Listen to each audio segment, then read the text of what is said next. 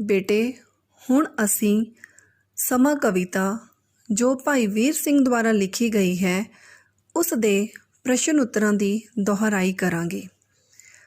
ਪ੍ਰਸ਼ਨ ਪਹਿਲਾ, ਭਾਈ ਵੀਰ ਸਿੰਘ ਨੇ ਸਮੇਂ ਬਾਰੇ ਕੀ ਕਿਹਾ ਹੈ? ਉੱਤਰ, ਭਾਈ ਵੀਰ ਸਿੰਘ ਨੇ ਸਮੇਂ ਬਾਰੇ ਕਿਹਾ ਹੈ ਕਿ ਸਮਾਂ ਬੜਾ ਬਲਵਾਨ ਹੈ, ਇਹ ਨਿਰੰਤਰ ਗਤੀਸ਼ੀਲ ਹੈ, ਇਹ ਕਦੇ ਨਹੀਂ ਰੁਕਦਾ ਤੇ ਨਾ ਹੀ ਬੀਤਿਆ ਹੋਇਆ ਸਮਾਂ ਵਾਪਸ ਮੁੜ ਕੇ ਆਉਂਦਾ ਹੈ। ਇਸ ਲਈ ਵਰਤਮਾਨ ਸਮੇਂ ਦੀ ਕਦਰ ਕਰਨੀ ਚਾਹੀਦੀ ਹੈ। ਪ੍ਰਸ਼ਨ ਨੰਬਰ 2, ਕਵੀ ਕਿਸ ਨੂੰ ਵਾਰ-ਵਾਰ ਰੋਕਣ ਦੀ ਕੋਸ਼ਿਸ਼ ਕਰ ਰਿਹਾ ਹੈ? ਉੱਤਰ, ਕਵੀ ਸਮੇਂ ਨੂੰ ਵਾਰ-ਵਾਰ ਰੋਕਣ ਦੀ ਕੋਸ਼ਿਸ਼ ਕਰ ਰਿਹਾ ਹੈ।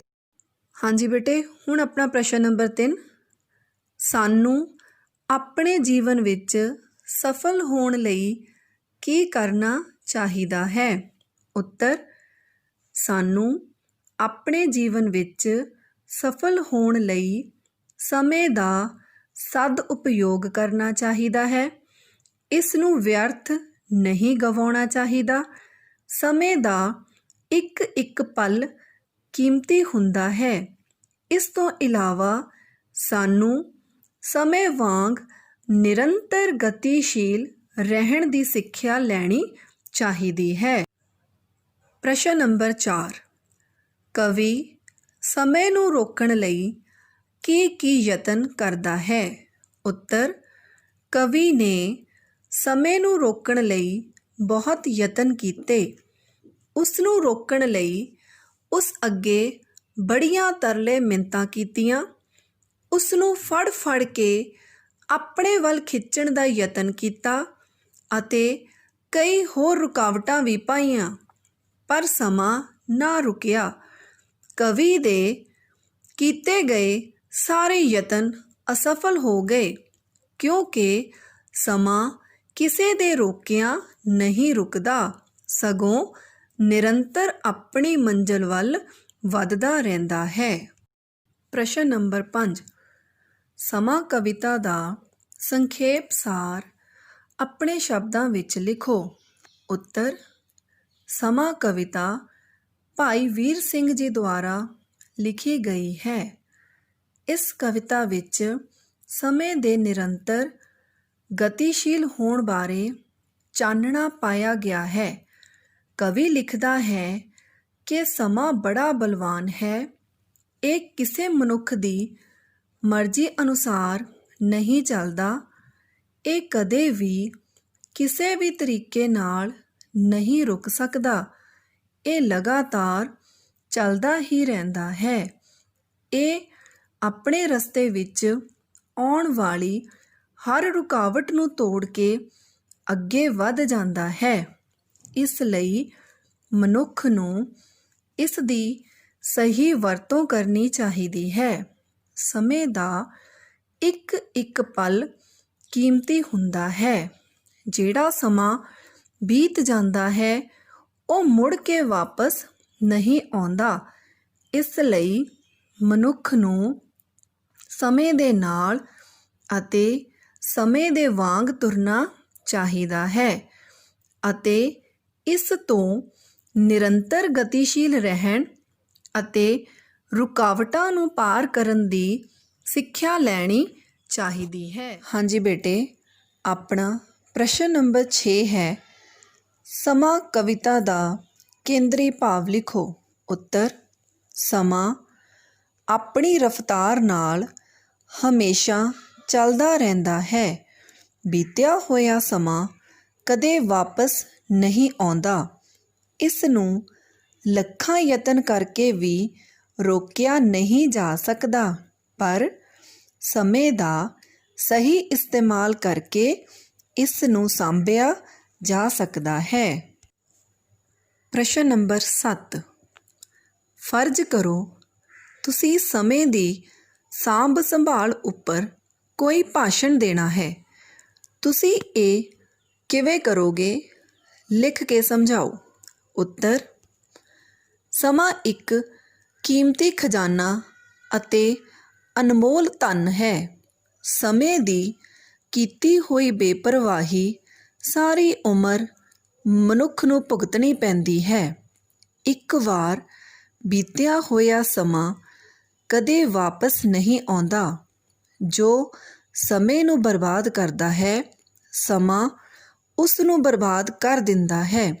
ਸਮਾਂ ਇੱਕ ਮਿੰਟ ਵਿੱਚ ਜ਼ਿੰਦਗੀ ਬਦਲ ਸਕਦਾ ਹੈ, ਪਰ ਸਮੇਂ ਨੂੰ ਬਦਲਣ ਲਈ ਸਾਰੀ ਜ਼ਿੰਦਗੀ ਲੱਗ ਜਾਂਦੀ ਹੈ। ਸਾਨੂੰ ਹਮੇਸ਼ਾ ਸਮੇਂ ਦੀ ਕਦਰ ਕਰਨੀ ਚਾਹੀਦੀ ਹੈ। ਕਦੇ ਵੀ ਸਮੇਂ ਦੀ ਦੁਰਵਰਤੋਂ ਨਹੀਂ ਕਰਨੀ ਚਾਹੀਦੀ। ਹਰ ਇੱਕ ਕੰਮ ਕਰਨ ਦਾ ਸਮਾਂ ਹੁੰਦਾ ਹੈ। ਜੇ ਉਹ ਸਮਾਂ ਹੱਥੋਂ ਨਿਕਲ ਜਾਵੇ ਤਾਂ ਮੁੜ ਸਾਰੀ ਉਮਰ ਮਨੁੱਖ ਭਟਕਦਾ ਰਹਿੰਦਾ ਹੈ। ਫਿਰ ਵੇਲੇ ਦੀ ਨਮਾਜ਼ ਕਵੇਲੇ ਦੀਆਂ ਟੱਕਰਾਂ ਹੀ ਬਣ ਜਾਂਦੀਆਂ ਹਨ। ਸਮੇਂ ਦੀ ਸਹੀ ਵਰਤੋਂ ਕਰਨ ਵਾਲੇ ਲੋਕ ਹਮੇਸ਼ਾ ਸਭ ਤੋਂ ਅੱਗੇ ਰਹਿੰਦੇ ਹਨ ਅਤੇ ਸਫਲਤਾ ਪ੍ਰਾਪਤ ਕਰਦੇ ਹਨ। ਇਸ ਲਈ ਸਾਨੂੰ ਸਾਰਿਆਂ ਨੂੰ ਸਮੇਂ ਦਾ ਸਦਉਪਯੋਗ ਕਰਨਾ ਚਾਹੀਦਾ ਹੈ। ਪ੍ਰਸ਼ਨ ਨੰਬਰ 8। ਸਮਾਂ ਕਵਿਤਾ ਤੋਂ ਸਾਨੂੰ ਕੀ ਸਿੱਖਿਆ ਮਿਲਦੀ ਹੈ? ਉੱਤਰ: ਸਮਾਂ ਕਵਿਤਾ ਤੋਂ ਸਾਨੂੰ ਇਹ ਸਿੱਖਿਆ ਮਿਲਦੀ ਹੈ ਕਿ ਸਾਨੂੰ ਕਦੇ ਵੀ ਸਮੇਂ ਨੂੰ ਵਿਅਰਥ ਨਹੀਂ ਗਵਾਉਣਾ ਚਾਹੀਦਾ। ਸਮੇਂ ਦਾ ਹਮੇਸ਼ਾ ਸਦਉਪਯੋਗ ਕਰਨਾ ਚਾਹੀਦਾ ਹੈ। ਸਮਾਂ ਹਮੇਸ਼ਾ ਆਪਣੀ ਨਿਰੰਤਰ ਚਾਲ ਨਾਲ ਚੱਲਦਾ ਰਹਿੰਦਾ ਹੈ। ਕਿਸੇ ਵੀ ਕਿਸਮ ਦੀ ਰੁਕਾਵਟ ਸਮੇਂ ਨੂੰ ਰੋਕ ਨਹੀਂ ਸਕਦੀ। ਇਸ ਲਈ ਸਾਨੂੰ ਵਰਤਮਾਨ ਸਮੇਂ ਦਾ ਭਰਪੂਰ ਫਾਇਦਾ ਉਠਾਉਣਾ ਚਾਹੀਦਾ ਹੈ। ਹਾਂਜੀ ਬੇਟੇ, ਹੁਣ ਆਪਣਾ ਅਗਲਾ ਪ੍ਰਸ਼ਨ ਹੈ, ਕਾਵਿ ਸਤਰਾਂ ਵਿੱਚੋਂ ਪੁੱਛੇ ਗਏ ਪ੍ਰਸ਼ਨਾਂ ਦੇ ਉੱਤਰ ਦਿਓ।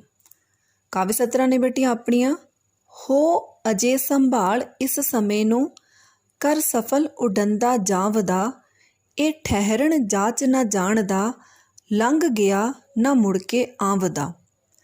ਪ੍ਰਸ਼ਨ ਪਹਿਲਾ, ਹੱਥ ਵਿੱਚੋਂ ਕੌਣ ਨਿਕਲ ਰਿਹਾ ਹੈ? ਉੱਤਰ: ਹੱਥ ਵਿੱਚੋਂ ਸਮਾਂ ਨਿਕਲ ਰਿਹਾ ਹੈ। ਪ੍ਰਸ਼ਨ 2, ਸਮੇਂ ਨੂੰ ਕਿਸ ਦਾ ਵੱਲ ਨਹੀਂ ਆਉਂਦਾ? ਉੱਤਰ: ਸਮੇਂ ਨੂੰ ਰੁਕਣ ਦਾ ਵੱਲ ਨਹੀਂ ਆਉਂਦਾ।